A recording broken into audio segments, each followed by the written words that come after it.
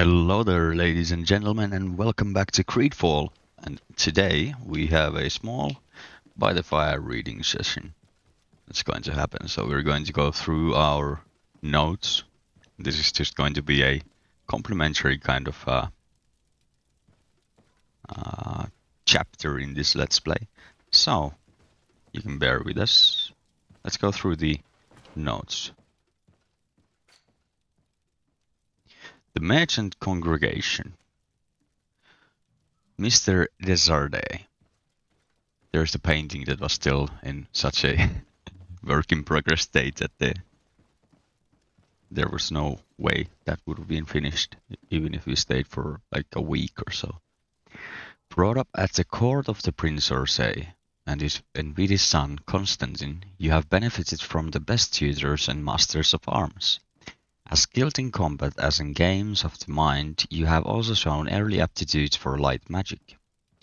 Your cousin has been more calm and thoughtful than ever, and you have always tried to protect him from the annoyances he has the power to attract, which has earned you the respect of your uncle and probably the appointment as legate, in other words, the senior diplomat, on the island of Tierfredi. It is with a heavy heart that you will have to leave behind your mother, suffering from the Malichor, and close to death. But the opportunity that is offered to you away from the deadly atmosphere of Sardet to accompany your cousin and to discover new shores is not one that can be refused. And here's our cousin, Constantine. Son of the mighty Prince d'Orsay, and his second wife, Constantine is your cousin. You know him from your earliest childhood, and have always been very close. Despised by his father, who always seems to regret the death of his first son, and used by his mother, you are probably the only true friend and confidant he has. Although very intelligent, his whimsical temperament often made him look like an inconsistent boy, until the day his father finally decided to put him to the test by naming him the governor of the young colony of the congregation on Tierfredi. Constantine has now returned to his palace in New Sardet and will have to devote himself to his new governorship. Faced with these new responsibilities, he will need you more than ever, both as a legate and a friend. Here's the lady who was the governor before. Madame de Morange is an accomplished diplomat, as well as an excellent manager. In just a few years, she has transformed what was only a small isolated fort into a city full of life. Although she was dismissed for the benefit of your cousin, she does not seem to resent it and volunteered to support him in his new position rather than return to Sardet. Some say that she would have taken a passion for this island as well as for the culture of the natives, and that she would have even begun to learn their language. Here's the Princess de Sardet, our mother. The Princess de Sardet is the sister of the Prince d'Orsay and your mother. She has always shown you a lot of tenderness, which is not common among the congregation nobility. She unfortunately came down with the Malichor some time ago and has been living in isolation since then, her suffering and appearance preventing her from maintaining her role at court. Although she may be very sorry to see you leave Sardet and be far from her, she prefers her only child to visit more welcoming shores and seek a cure for her people rather than stay by her side waiting for her death. And here is our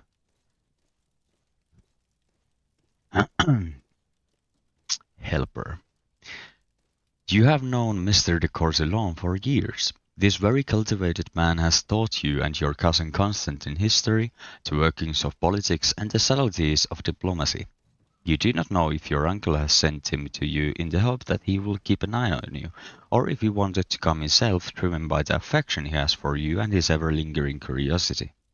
After all, you've been hearing for years about this fascinating island and the mysteries it contains, which he hopes to shed some light on. And here is a person from Tellem, Cardinal Antonius. Cardinal Antonius has been Tellem's ambassador to Sardet for several years.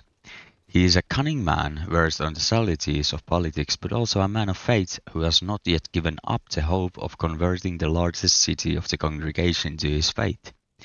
Although a member of the missionary order, like many ambassadors, he is said to be close enough to the Inquisition and has often been seen collaborating with the most extreme defenders of the faith. Yeah, that's kind of the feeling I got as well. The Bridge Alliance and Ambassador Sahin. Ambassador Sahin, who has long been a renowned professor at Al-Saud University, was appointed several years ago to represent the Zarin Bridge Alliance. After a long time, and vainly, he tried to convince the merchant princes, particularly Prince d'Orsay, to join the alliance. He now devotes himself to the defense of the economic interests of his nation in the region. Then the Coin Guard. Kurt. You've known Kurt for many years, when he became yours and Constantine's weapons master. His childhood was tough, and he had a weapon in his hand as soon as he was old enough to hold one. Although he has obviously suffered from it, he doesn't seem bitter, just a little cynical. He shows you and your cousin an almost brotherly protective affection. He seems like a good guy. And then there is the Quartermaster Manfred. Steward Manfred is in charge of the Coin Guard barracks in New Serene. He is an old acquaintance of Kurt, an honorable soldier who defends the old values of his guild as he can. Then the Nords. Vasco.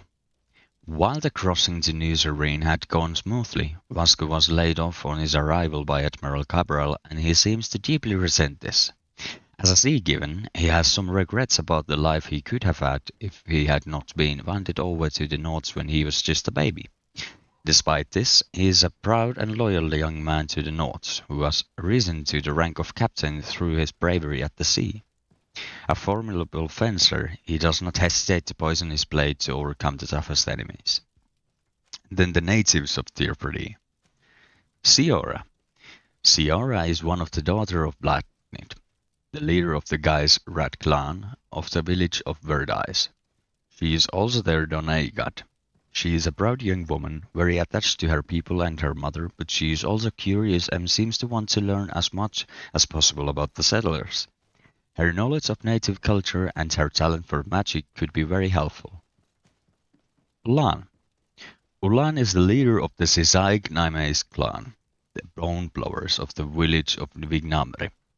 He is a clever politician who took advantage of the arrival of the settlers to enrich and enhance his village, which had lost much of its importance following the many attacks and kidnappings they had suffered.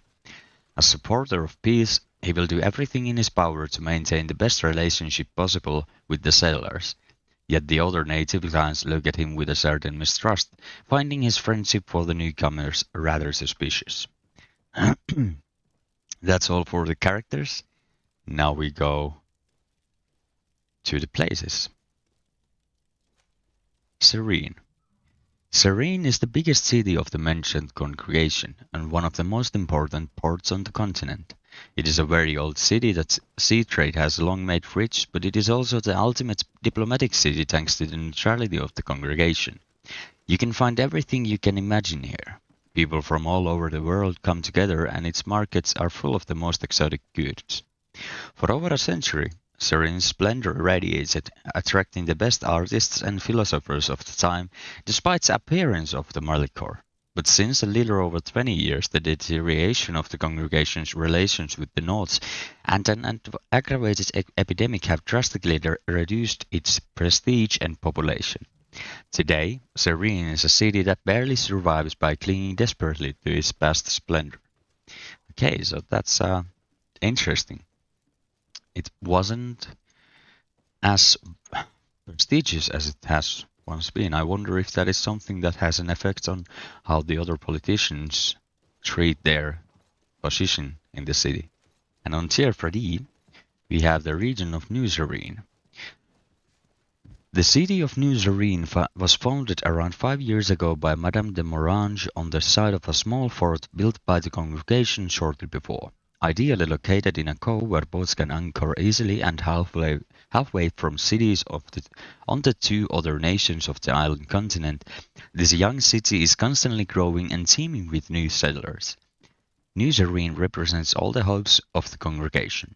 A new center of diplomatic exchange, a trading post, the first step towards colonizing the island, and of course the birthplace of a discovery for a cure to the Malichor. Then we have Glengnamvar, the shore of the tall bones.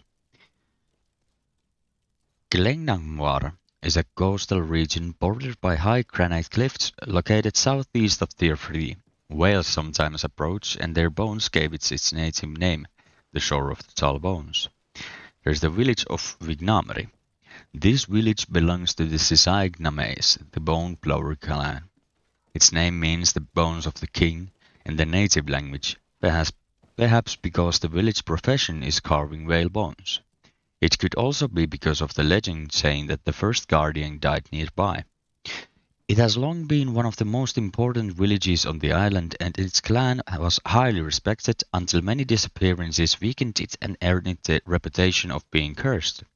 However, since Ulan has taken charge at the head of the clan, things have changed. This ambitious leader knew how to take advantage of the arrival of the colonists to regain some of the splendor that his village had lost. Then there is the region of Hikmet. The Hikmet area is on the east side of the island, where at the mouth of a river, the settlers of the Bridge Alliance set foot on Tirfridi for the first time and founded their city. And then we have the coin arena. The arena is held by the coin guard. It serves as a training ground in town for all guards wishing to put their skills to the test, but is obviously also used for all kinds of spectacular classes. Gamblers gather in the hopes that their champion will win them big, and the guard, of course, takes their commission. That's interesting. Then we have creatures. Ulgs and Vailegs. Brown elk. Discovered on the island, these creatures look like the bears and are sometimes found on the old continent, but have heavy defenses that makes them all the more formidable.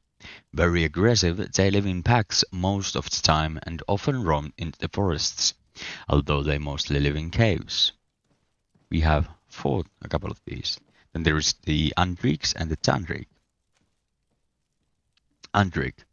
These massive creatures look like a buffalo from the continent. The natives use the most docile of them to carry heavy loads. In the wild, Andriks can be aggressive and charge if they feel threatened, and their thick skin serves as armor and protects them from magical damage. On the other hand, they are quite sensitive to elemental damage. Then there is the Ancient Aldrich. The Ancient Aldrich is older than the others. Its skin is even thicker, which protects it better from magic and physical damage. It is equally vulnerable to elemental damage. I think these are the ones that we fought against in the arena. Then there is the common fauna. Tetra. This bird, which runs more than it flies, is quite common in the forests of Tirfridi. Fearful, it flees as soon as it is approached, but its beautiful feathers and its tasty flesh make it a hunting target even for the natives of the island. That seems like a pheasant of sorts. Then there is Nadaig, the guardians of Tirfridi. It's an unknown creature. Captured on the remote island of Tirfridi and brought back by boat, this giant unfortunately awakened before being disembarked and disemboweled the hold of the ship. This gigantic creature with bark skin was clearly already weakened by the crossing, as well as by the many shackles that restrained it. Yet it showed monstrous strength in the last desperate attack to free itself. So this was the creature that attacked us while we were trying to go to the ship at the port of Old Serene. Then there is ingredients. Borage. These flowers were picked from borage plants, ingredient used mainly in science to create magic potions. This ingredient is found mainly in these regions. And then there is the Glengnamvar, Vedrad, Magasvar, Venshaganav, and Frasaneigad. Okay, I'm going to go I'm going to read through these without reading all of the regions that the ingredients can be found in. Then there is hawthorn. These red berries were picked from hawthorn bushes. Ingredient used mainly in science to create healing potions and resuscitation powders. These berries are found across all areas of the island. And then there is the nightshade. Nightshade berries were picked from a nightshade bush. Ingredient used mainly in science to create poisonous alchemical preparations. Then there is different kinds of resins. Pine resin, resin taken from pines, used in science to prepare most alchemical preparations. Then there is the dragon blood resin, which is taken from certain trees. It's used in science to prepare basic alchemical preparations. Then there is amber. Amber is a rare fossilized resin taken from certain trees. Ingredient used in science to make alchemical stasis preparations. And there is different kinds of mushrooms. Hoof fungus is a common mushroom usually collected under leaves or dead trees. It's an ingredient used in science to manufacture ammunition. Then there is the Russula heterophylla, a mushroom usually found on tree stumps. Ingredient used mainly in science to create magic alchemical preparations. And then there is the Inononotus hispidus, or Inonotus hispidus, a rare mushroom found mainly on dead trees. Ingredient used mainly in science to craft haste, power, fury, and mist potions. Then there is different kinds of ore. Crude iron ore used in crafting, a refined iron ore used in crafting as well, and pure iron ore, a high purity ore taken from a mining deposit, ingredient used in crafting. And then there is gems. A hard stone, obsidian is the first gem we have found. It's a hard stone taken from a gem deposit and it's used in crafting. And it can be found in any mineral veins. Then we have ingredients from creatures. The beast essence. This is lymph extracted from the corpse of a creature. It's used in science as the basis for most potions.